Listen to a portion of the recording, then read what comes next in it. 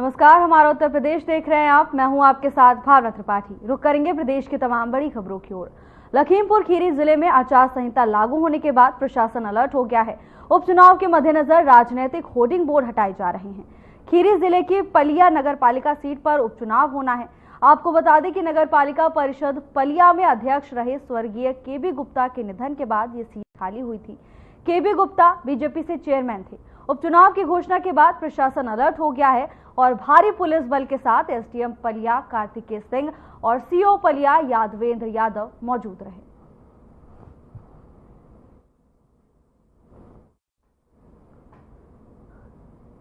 नगर पालिका उपचुनाव को लेकर प्रशासन अलर्ट मोड पर नजर आ रहा है। आपको बता दें कि उपचुनाव को लेकर प्रशासन की ओर से तैयारियां तेज कर दी गई हैं।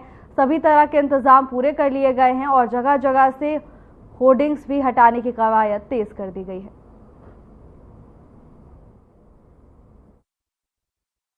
चुनाव को लेकर पुलिस प्रशासन पूरी तरह से अलर्ट नजर आ रहा है।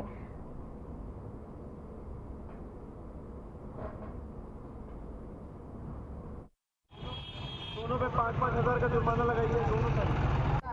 हमारे चेयरमैन साहब की नीतियों की वजह से आज शासन ने नगर पालिका के अध्यक्ष चुनाव के लिए अधिसूचना जारी की है। उसी के क्रम में शासन के निर्देशानुसार हम लोग अधिसूचना का पालन कराया जा रहा है। मेरे द्वारा, पुलिस डिपार्टमेंट के द्वारा हमारी पूरी टीम जहाँ जहाँ राजनीतिक पोस्टर्स हैं आज और कल के समय में हम लोग का टारगेट ये रहेगा कि हटा दिया जाए और चुनाव निष्पक्षता कराया जाए।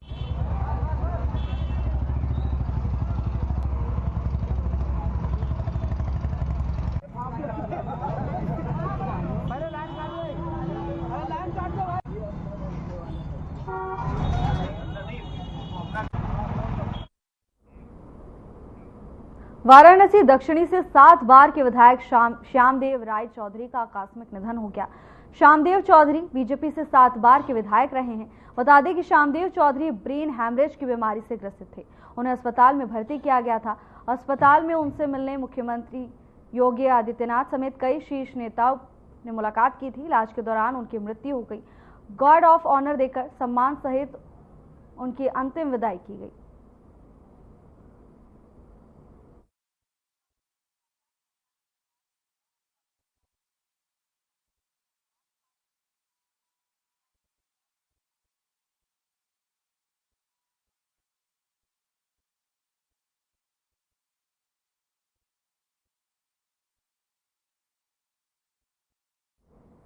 कलेक्ट्रेट सभागार में संविधान दिवस को लेकर एक कार्यक्रम आयोजित किया गया, जिसमें मुख्य अतिथि के रूप में राज्य मंत्री लोक निर्माण विभाग कुंवर ब्रिजेश सिंह शामिल हुए। रामपुर मनिहारन विधायक देवेंद्र निम, नकुड़ विधायक मुकेश चौधरी भी पहुंचे। इस दौरान जिलाधिकारी मनीष बंसल, मुख्य विकास अधिकारी सुमित राजेश महाजन, अपर जिलाधिकारी प्रशासन और वित्त एवं राजस्व तथा अन्य अधिकारी गण भी उपस्थित रहे।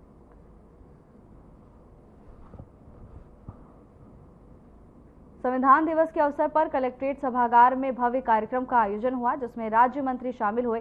इसके साथ ही जिला अधिकारी मनीष बंसल भी इस कार्यक्रम में उपस्थित रहे। संविधान दिवस मनाने के लिए सभी अधिकारीगण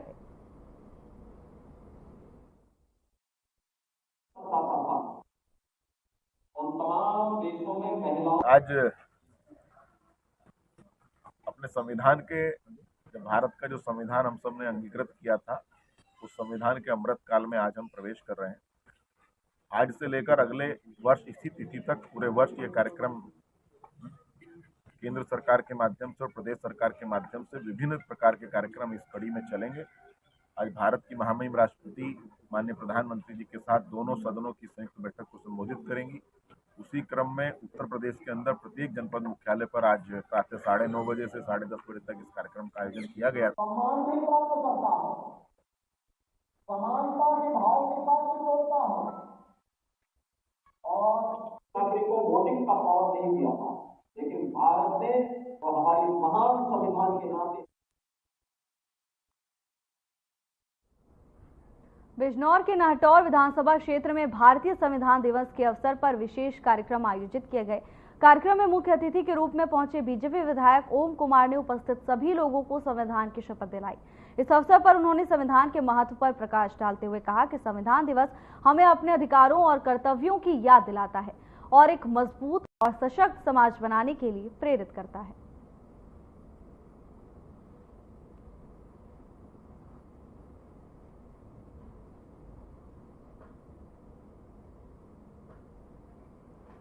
संविधान दिवस के अवसर पर पूरे देश में जश्न मनाया गया। ऐसी ही तस्वीरें बिजनौर से भी सामने आई, जहां संविधान दिवस के अवसर पर जगह जगह विशेष कार्यक्रम का आयोजन किया गया था। कार्यक्रम में बीजेपी विधायक शामिल हुए। इस दौरान उन्होंने कहा कि संविधान हमें सशक्त समाज बनाने की प्रेरणा देता है। इस कार्यक्रम में बीजेपी के विधायक शामिल हुए। इसके साथ ही तमाम विधायकगण, मंत्रीगण भी इस समारोह का हिस्सा रहे। इस कार्यक्रम में सभी को संविधान की शपथ दिलाई गई।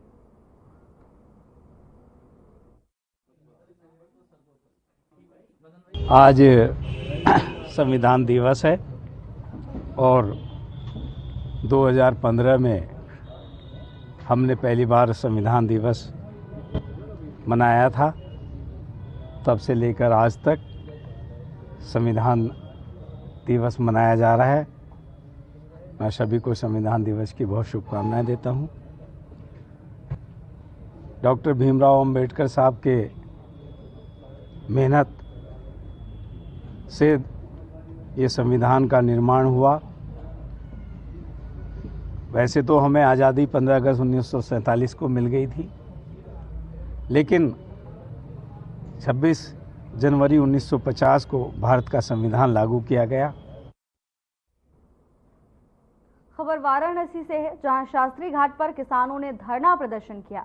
संयुक्त किसान मोर्चा और केंद्रीय ट्रेड यूनियन फेडरेशन के संयुक्त मंच के आह्वान पर देश के सभी जिला मुख्यालयों पर चले प्रदर्शन के क्रम में वाराणसी में किसान मजदूर परिषद के प्रतिनिधियों ने शास्त्री घाट पर धरना देकर राष्ट्रपति द्रौपदी मुर्मू को 12 सूत्रीय मांगों का ज्ञापन जिला अधिकारी के माध्यम से सौंपा है।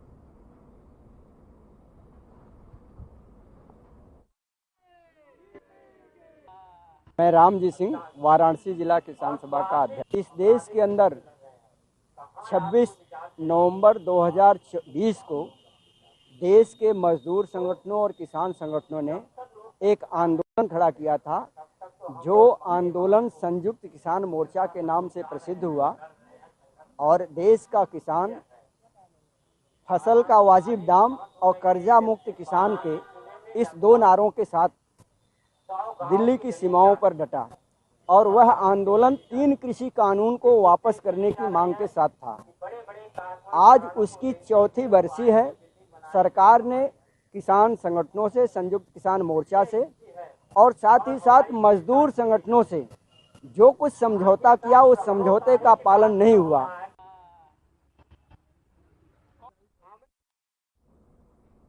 कलेक्ट्रेट ऑफिस में भारतीय किसान यूनियन ने प्रदर्शन किया। किसानों का कहना है कि सरकार द्वारा एमएसपी देने का वादा किया गया था, लेकिन सरकार ने अभी तक एमएसपी का समर्थन मूल्य भी नहीं दिया। इसके विरोध में संयुक्त किसान मोर्चा के आह्वान पर भारतीय किसान यूनियन टिकैत ने अपनी मांगों को लेकर कलेक्ट्रेट ऑफिस में प्रदर्शन किया। बता दें कि किसानों का कहना है कि अगर उनकी मांगों को पूरा नहीं किया गया तो उनका आंदोलन और बड़ा रूप ले सकता है। किसानों ने नारेबाजी करते हुए कलेक्ट्रेट परिसर में मजिस्ट्रेट को अपना ज्ञापन सौंपा।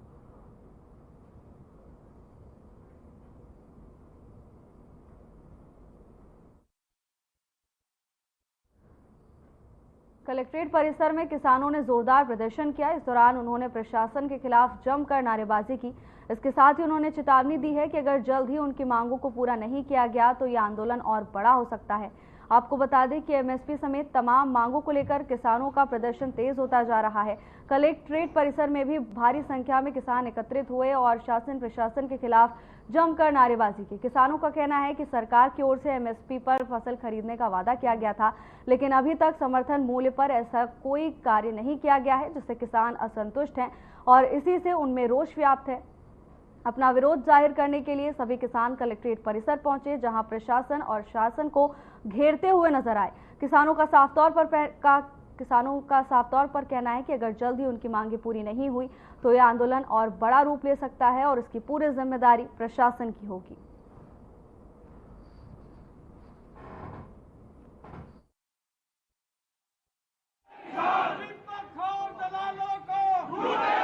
संयुक्त किसान मोर्चा के आह्वान पे पूरे प्रदेश में जहां भी हमारा संगठन भारतीय किसान यूनियन के तहत पूर्ण जो पुरानी भारी जब से दिल्ली बॉर्डर से कृषि कानून रद्द होकर हम आए थे, तो एमएसपी की एक मांग है कि सभी फसलों को एमएसपी पर खरीदा जा। तो उसी मांग को लेकर उसके अलावा दूसरी इस देश में चाहे बिजली संबंधी है, मनरेगा से संबंधित है, दूसरा है और महिलाओं को या बेरोजगार लड़कों को, सभी मांगों को लेकर वही मांग पत्र था।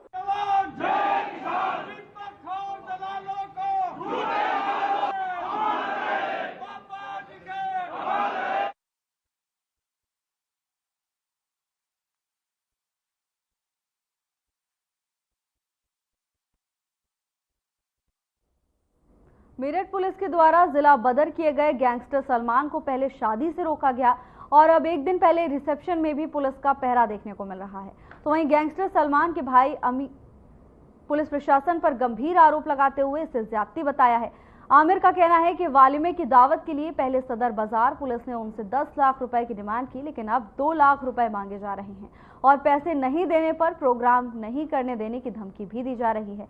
जानकारी मिलने पर एसपी सिटी के हस्तक्षेप के बाद वलीमा कार्यक्रम हुआ।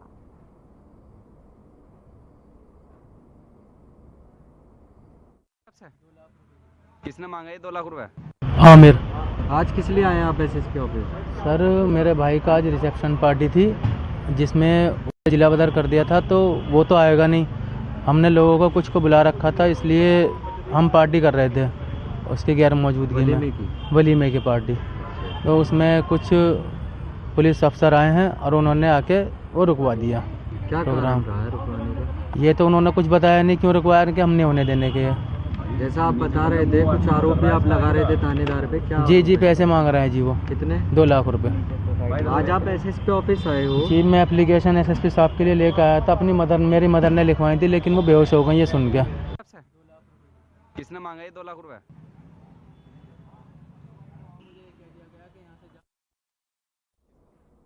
कौशाम्बी के गंसरी गांव से एक गंभीर मामला सामने आया है। बीते मंगलवार की सुबह संदीपन घाट थाना क्षेत्र के गंसरी गांव गोलियों की तड़तड़ाहट से दहल उठा। बता दें कि जमीनी विवाद को लेकर 2 पक्षों में खूनी संघर्ष हो गया। दोनों पक्षों के बीच लाठी डंडे और कई राउंड गोलियां चली। गोली लगने से युवक गंभीर रूप से घायल हो गया और कई लोग गंभीर रूप से घायल हो गए हैं। मौके पर पुलिस पहुंची। तनाव को देखते हुए भारी पुलिस बल भी तैनात किया गया है। तो वहीं जख्मी लोगों का इलाज मूरतगंज पीएचसी में चल रहा है। पूरा मामला कौशाम्बी का बताया जा रहा है, जहां जमीनी विवाद को लेकर गोलियां चल गईं, जिसमें कई लोगों के जख्मी होने की खबर सामने आई है। हालांकि सभी घायलों को अस्पताल पहुंचाया गया, जहां उनका इलाज जारी है। इसके साथ ही पुलिस को भी मामले की सूचना दे दी गई है। पुलिस पूरे मामले की तफ्तीश में जुटी हुई है। बताया जा रहा है कि 2 पक्षों में ये विवाद हो गया, जिसके बाद गहमा गहमी इतनी बढ़ गई कि मामला गोलीबारी तक पहुंच गया। इस घटना में कई लोगों के घायल होने की खबर भी सामने आई। जानकारी के मुताबिक जमीनी विवाद को लेकर 2 पक्षों में झगड़ा हुआ और ये झगड़ा धीरे धीरे इतना बढ़ गया कि मामला गोलीबारी तक पहुंच गया। फायरिंग की घटना में कई लोगों के घायल होने की खबर भी सामने आ रही है। इलाज के लिए सभी घायलों को अस्पताल में भर्ती कराया गया है। डॉक्टर की ओर से उपचार किया जा रहा है। तो वहीं पुलिस ने भी विभिन्न धाराओं में मामला दर्ज कर लिया है। दोनों पक्षों के बयान दर्ज कर लिए गए हैं और आगे की कार्रवाई पुलिस की ओर से की जा रही है।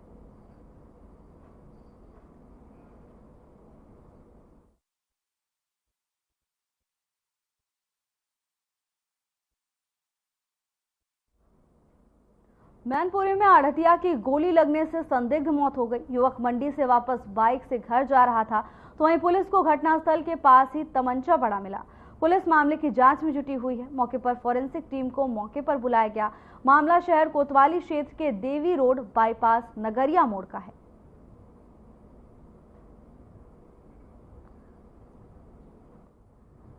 मैनपुरी में एक आढ़तिये की संदिग्ध मौत हो गई, जिसके बाद पूरे क्षेत्र में सनसनी का माहौल देखा जा रहा है, पूरे क्षेत्र में दहशत है। तो वहीं पुलिस भी मामले की जांच में जुटी हुई है। पूरा मामला कोतवाली क्षेत्र के देवी रोड बाईपास नगरिया मोड़ का बताया जा रहा है। घटना की सूचना मिलते ही पुलिस तुरंत घटनास्थल पर पहुंची। इसके साथ ही आला अधिकारियों की ओर से भी मामले में संज्ञान ले लिया गया है। लगातार कार्रवाई की जा रही है और आखिर युवक की मौत क्यों हुई और किसने की, इसके पीछे का कारण पता लगाया जा रहा है।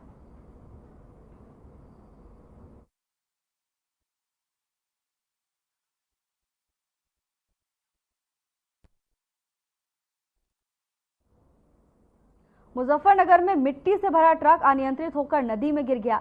नदी में ट्रक गिरने से 2 व्यक्तियों की दर्दनाक मौत हो गई। पुलिस ने रेस्क्यू कर दोनों शव को बाहर निकाला है। जानकारी के अनुसार मिट्टी से भरा ट्रक लुधियाना से मुरादाबाद जा रहा था। सड़क में गड्ढे होने से ट्रक अनियंत्रित हो गया। ये पूरा मामला बुढ़ाना कोतवाली के हिंडन नदी पुल का बताया जा रहा है।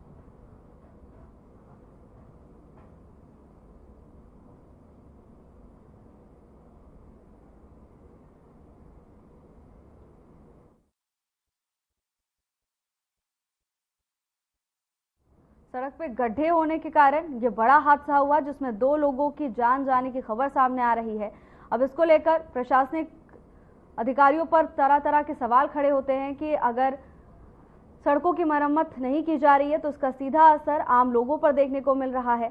सड़कों की हालत बेहाल है, जिसके कारण लगातार दुर्घटनाओं के मामले बढ़ते जा रहे हैं, लेकिन प्रशासनिक अधिकारियों की ओर से कोई उचित कार्रवाई नहीं की जा रही, जिसका खामियाजा आम लोगों को भुगतना पड़ रहा है। मामला मुजफ्फरनगर का बताया जा रहा है, जहां सड़क में गड्ढे होने के कारण एक ट्रक अनियंत्रित हो गया और नदी में गिर गया।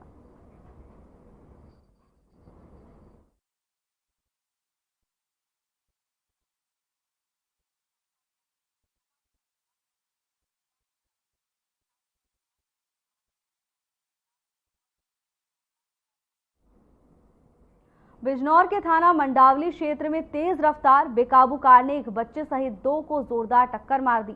हादसे में एक बच्ची की दर्दनाक मौत हो गई और 2 लोग गंभीर रूप से घायल हो गए। बताया जा रहा है कि लोग सड़क किनारे खड़े थे। इसी दौरान बेकाबू कार ने सभी को टक्कर मार दी। तो वहीं मौके पर पहुंची पुलिस ने घायलों को अस्पताल में भर्ती कराया है। पुलिस ने बच्ची के शव को कब्जे में लेकर पोस्टमार्टम के लिए जिला अस्पताल बिजनौर भिजवा दिया। कार चालक चेतराम सिंह घटना को अंजाम देकर मौके से फरार हो गया है। हालांकि घटना के बाद से ही बच्ची के परिजनों का रो रो कर बुरा हाल है। फिलहाल पुलिस ने कार को कब्जे में ले लिया है और पुलिस मामले की जांच पड़ताल में जुटी हुई है।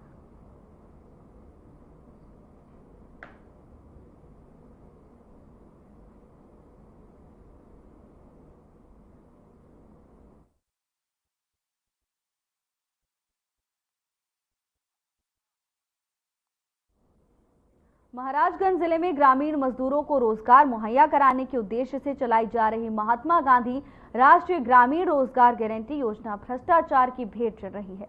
मामला घुगली ब्लॉक के ग्राम सभा गोपाल का है, जहां मनरेगा मजदूरों की फर्जी उपस्थिति बनाकर लाखों रुपए का गबन करने का मामला सामने आया है। बता दें कि गोपाला गांव में रामाकांत के खेत से नवाबी रोड तक चकमार्ग निर्माण कार्य के लिए 49 मजदूरों के नाम से ऑनलाइन उपस्थिति दर्ज की गई थी, लेकिन जब कार्यस्थल का जायजा लिया गया तो सुबह 10 बजे मौके पर 49 मजदूरों में से सिर्फ 2 मजदूर ही मौजूद थे। बाकी के 47 मजदूर गायब थे। बाकी 19 ऐसे मजदूर पाए गए जिनका नाम मास्टर रोल में नहीं था।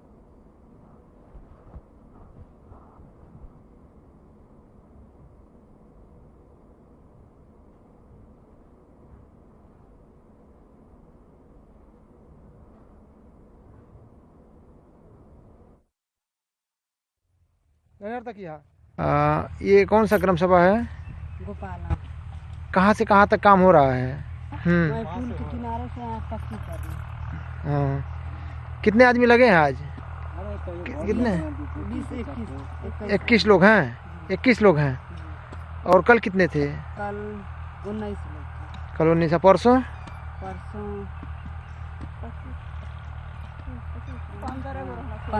15 आदमी थे।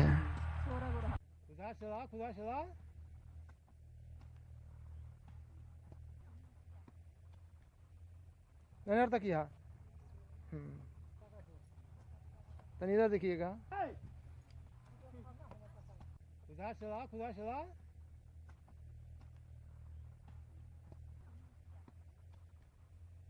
नहर तक यहाँ। तो इधर देखिएगा। खुदा चला।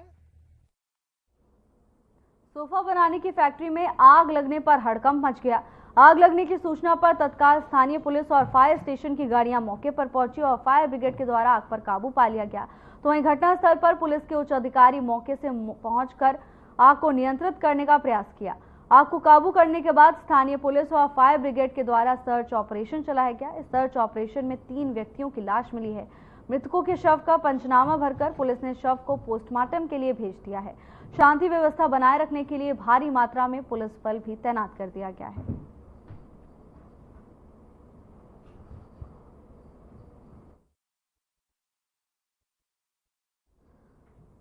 ग्रेटर नोएडा में सोफा फैक्ट्री में आग लगने से क्षेत्र में हड़कंप मच गया। भारी संख्या में स्थानीय लोग एकजुट हुए तो वहीं इस हादसे में 3 लोगों की मौत की खबर भी सामने आ रही है। पुलिस ने तीनों के शव को कब्जे में ले लिया है। उनका पोस्टमार्टम कराकर शव परिजनों को सौंप दिया जाएगा। तो वहीं परिजनों का रो कर बुरा हाल है। हालांकि फैक्ट्री में आग कैसे लगी इसका खुलासा अभी तक नहीं हो पाया है। पुलिस पूरे मामले की तफ्तीश में जुटी हुई है। तस्वीरें ग्रेटर नोएडा से सामने आ रही हैं, जहां एक सोफा फैक्ट्री में भयंकर आग लग गई। इस हादसे में जान माल दोनों का ही नुकसान हुआ है। 3 लोगों की मौत की खबर सामने आ रही है। तो वहीं आग लगने से क्षेत्र में हड़कंप मच गया। भारी संख्या में स्थानीय लोग एकजुट हुए। मामले की जानकारी दमकल विभाग को दी गई, जिसके बाद फायर ब्रिगेड की टीम मौके पर पहुंची और कड़ी मशक्कत के बाद आग पर काबू पाया जा सका।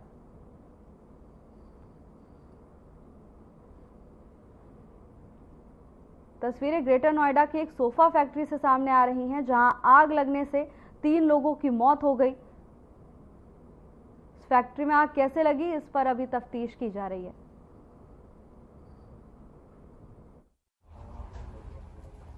कराना है कि आज प्रातःकाल लगभग 8:15 बजे थाना बीटा पर सूचना प्राप्त हुई थी कि साइट 4 इलाके में G4 फैक्ट्री में आग लगी थी। तो बाद स्थानीय पुलिस और फायर ब्रिगेड की गाड़ी में पहुँच कर दिया था, काम करके आग को बुझाया। आग को बुझाते सर्च में नंबर 3 व्यक्ति तुरंत मिले, जो कि तीनों इसी फैक्ट्री के मजदूर, इसमें से 2 बिहार के रहने वाले, 1 मथुरा के रहने वाले। सबों को पंचनामा करके पोस्टमार्टम के लिए भेजा गया था। परिजनों को सूचित कर दिया गया था।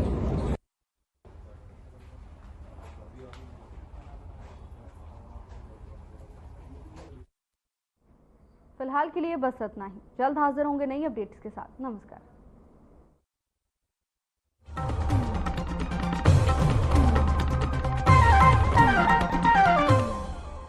हर रोज हो